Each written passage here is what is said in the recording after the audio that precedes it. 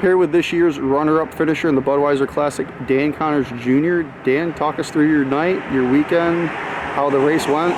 Well, we had kind of a rough year fighting motor problems. We were pushing water, couldn't figure anything out. We ended up changing head gaskets a couple weeks ago and finally got everything working right and could actually work on the car. So leading up to the Classic, we felt like we actually had a good car and a decent chance, and we got it working good, and had a pretty good time trial. Had no problem starting fourth.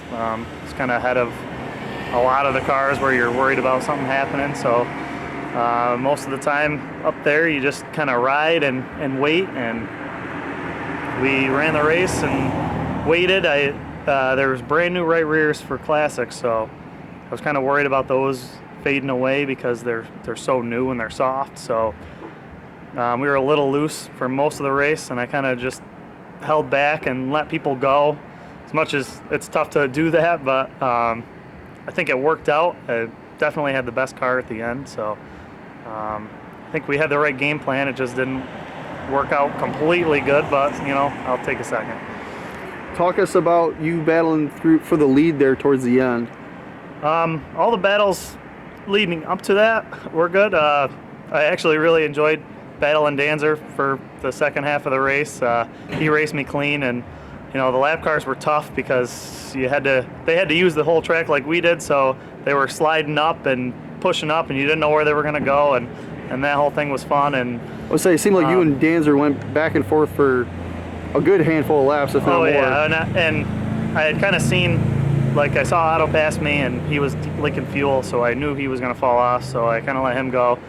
And Barnes and Tyler Thompson were running pretty hard against each other, so I thought, you know, if they burn their tires up, I'll be there at the end. So I kind of wasn't going until the end when Danzer was trying to get me, so that was actually probably the hardest battle. But I would say kicking the butt there with Danzer trying to get you. You were like, oh, maybe it's go time? Oh, no, it definitely was, but I was waiting for the car to come in. We were a little free, so once the fuel went away, I knew it would tighten up, so I was just kind of waiting for that tightening up so I didn't burn out my tires. And then it started coming in, I think lap 150 or so, it started tightening, so I knew that was my time to go. And luckily, things worked out where I got the opportunity. I was catching Barnes pretty quickly and had a big run on him, and as I went outside of him, I think he tried to squeeze me a little, and we ended up getting kind of stuffed into the wall, and it messed the car up just enough where I kind of barely hang on for the end.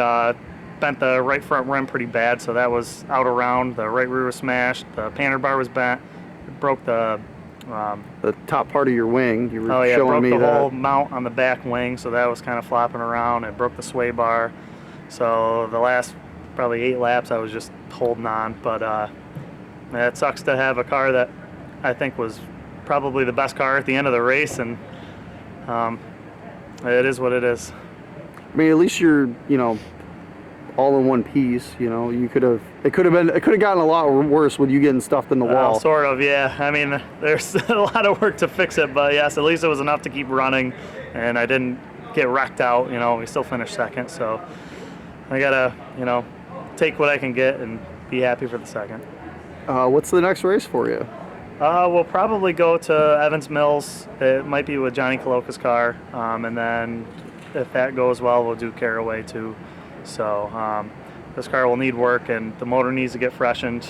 Our other motor is blown up from 2 years ago, and that needs to get worked on. So we got quite a bit of work to do before our car is ready for next year. I would say with everybody needing motor work, we need more guys, motor shops working on these things. That seems like that's a big issue right now. That's definitely a problem. We've gone to Doug Holmes for quite a few years now, and you know, I think he wanted to retire about 5 years ago, and we kind of keep him going. So I know he's done at this point, and most of the guys don't want any more work on top of him. So it's honestly going to be hard finding somebody that'll take us on, but I have faith, you know, it'll work out. So if somebody's seeing this, reach out that's willing to do motor work for somebody who's, you know, a top contender in the super modifieds. Oh yeah, absolutely.